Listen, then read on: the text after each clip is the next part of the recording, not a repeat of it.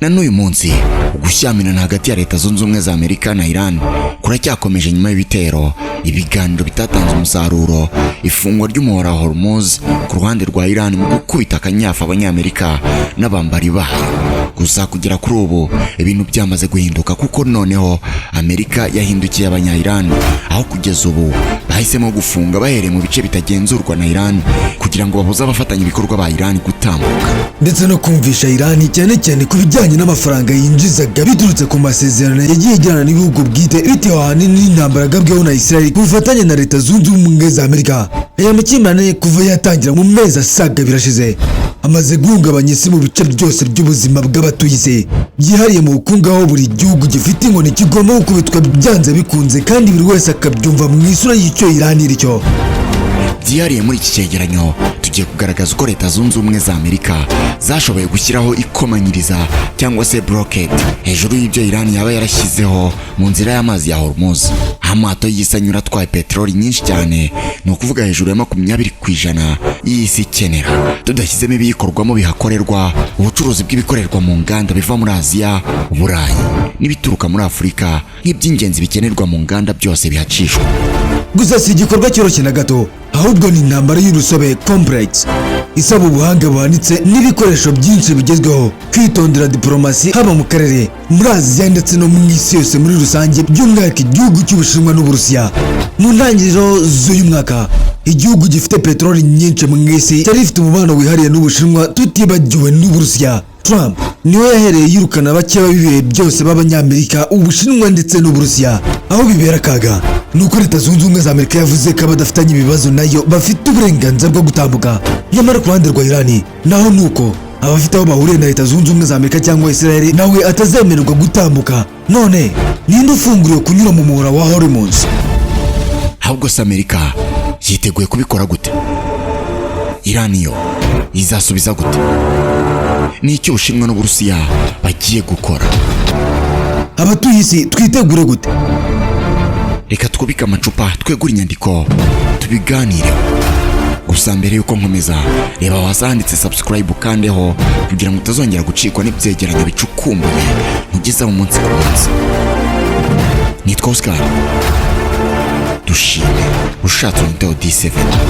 Gusa ntabwo ndi njyenyine, ndi kumwe na mugenzi wanjye.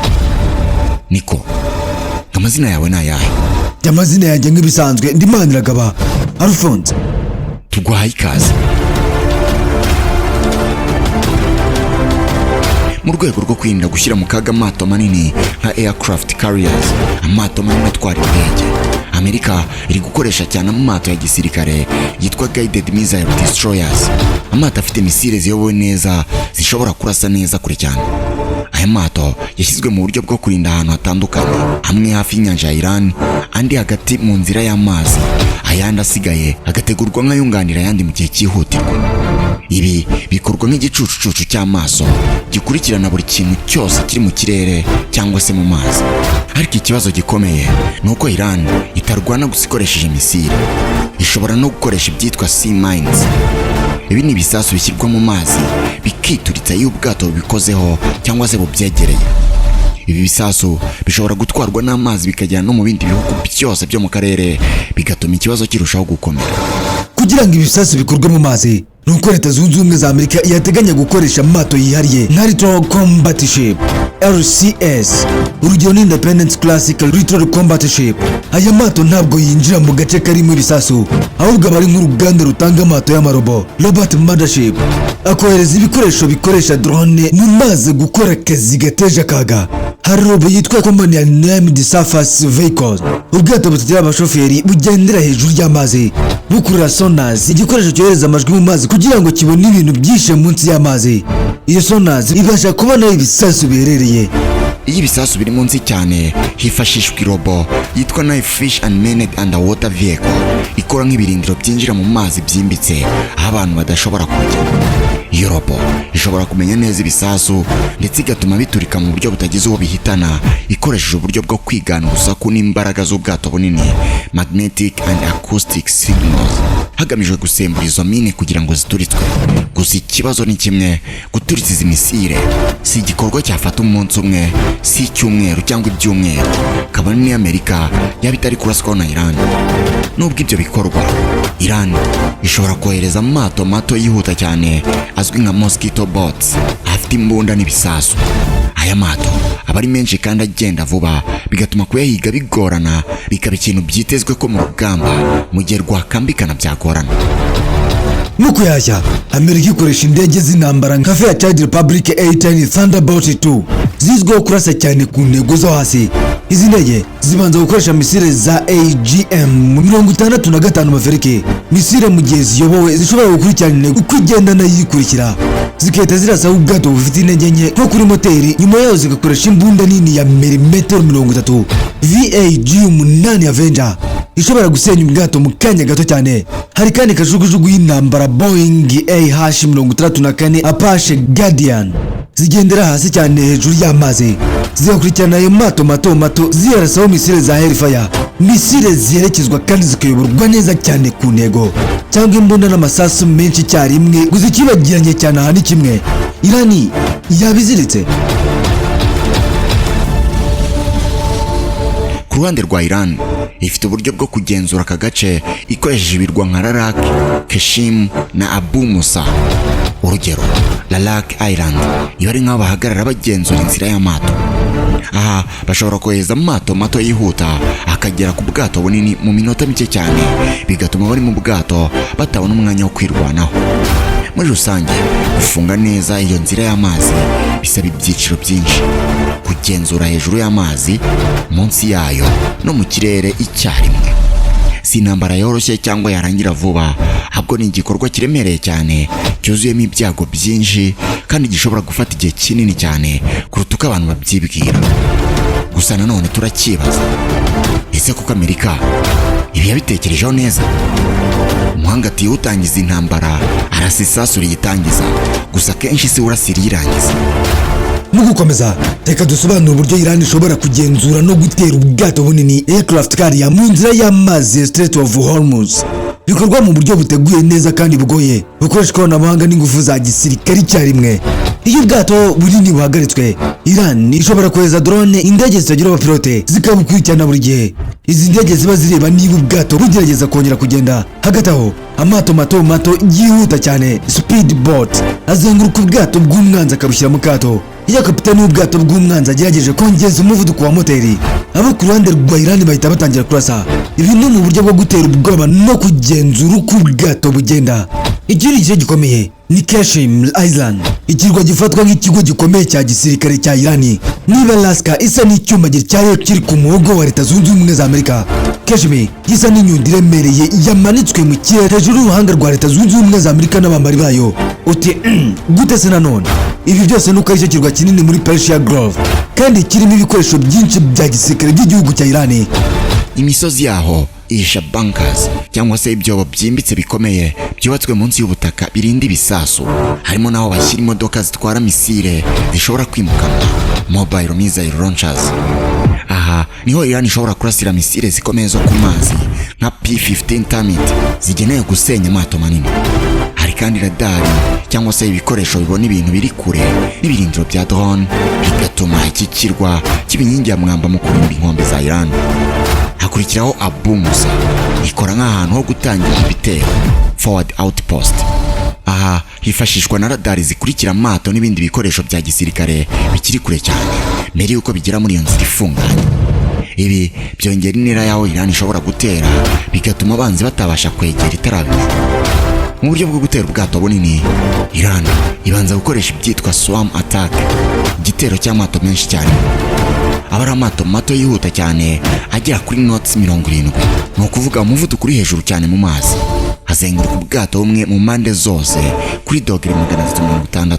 Arasa ku bice byoroshye nk'abayobozi b'ubwato bakorera kugira ngo babure uko bayobora, cyangwa se aho moteri iri kugira ngo ubwato buhagarare. Muri ayo mato harimo na suicide drone boats, amato y'amarobo yuzuyemo ibisasu ayoborerwa kure akagenda akagonga ubwato agamije kubusenya.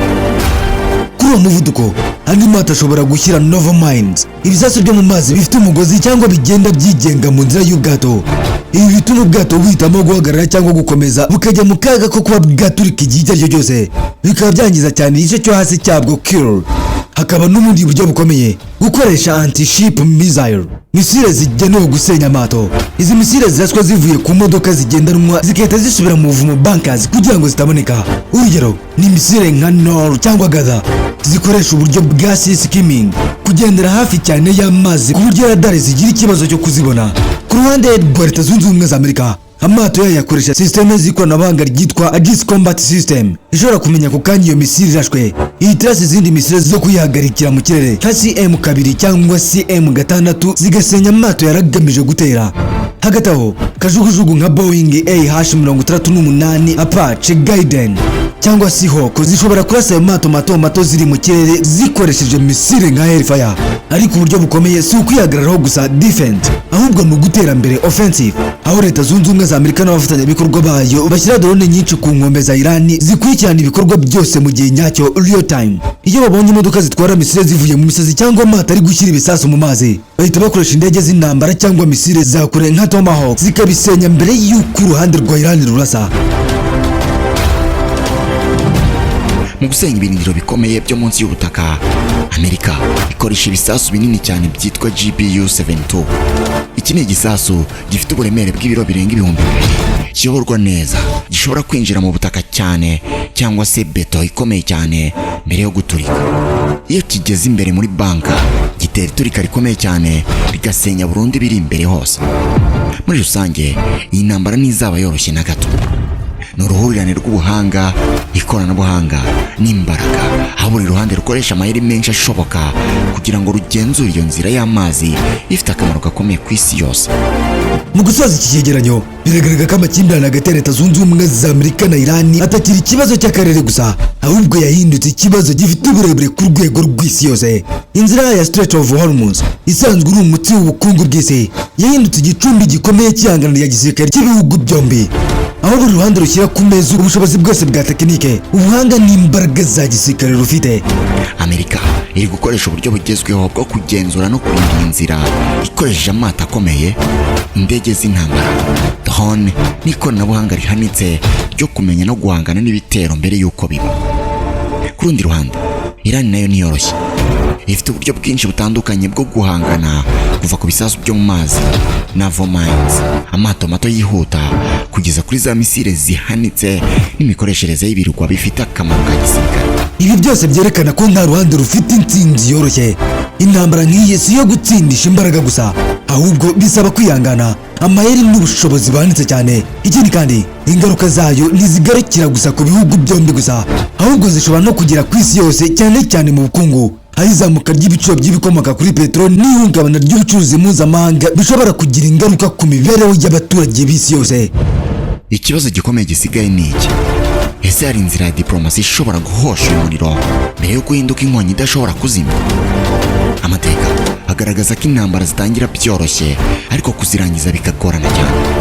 Niyo mpamvu amahanga akwiye gushyira imbere ibiganiro n'ubwumvikane, kuko igihombo cy'iyi ntambara cyaba kinini cyane kuruta inyungu yabitanga.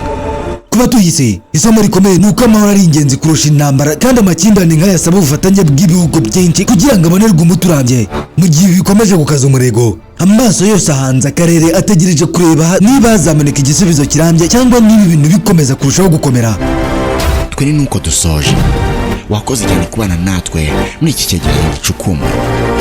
Gusa mbere yuko dusoza, banza urebe aho hasi ahanditse subscribe ukandeho kugira ngo utazongera gucikwa n'ibyegeranyo bicukumbuye mugezeho inshuro zirenga 365 mu mwaka.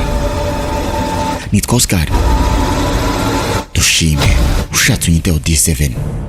Nafatanije n'undi mugabo w'intarumwe. Wowe witwa nde? Amazina yanjye nk'ibisanzwe ndi Maniragaba Alphonse. Mwakoze cyane kubana natwe. Naho utaha, Imana ibarinde.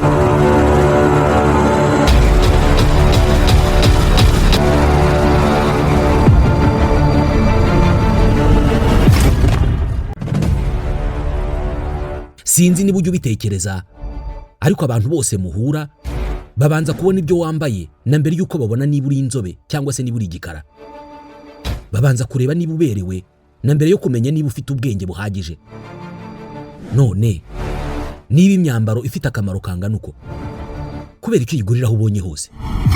Nk'ubu dushobora kugenda mu muhanda nkakwereka abantu baguriye imyenda aho babonye hose, nkanakwereka n'abandi baguriye cyangwa se badodesheje ahantu hazima nko muri Mbagariye fashion. Badoda imyenda y'ubwoko bwose, yaba iy'abagabo, iy'abagore n'iy'abana, muri model zose wakwifuza. Imyenda y'ibirori nka costume z'abagabo n'iz'abagore, amakanzu, amashati, ariko by'umwihariko impuzankano cyangwa uniforme z'ubwoko bwose.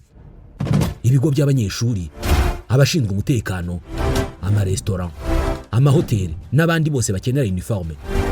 Nka ibyo bitari bihagije, Mbagariye fashion inigisha kudoda. Abahize mbere ubu ngubu bari mu kazi. Nta gikwiye kukubuza guhamagara cyangwa se kwandika ubutumwa kuri 07 82 08 03 21 cyangwa ukabasanga aho bakorera ku Kicukiro Ziniya, ubundi ukareba uburyo hari abadozi, hakaba na Mbagariye fashion.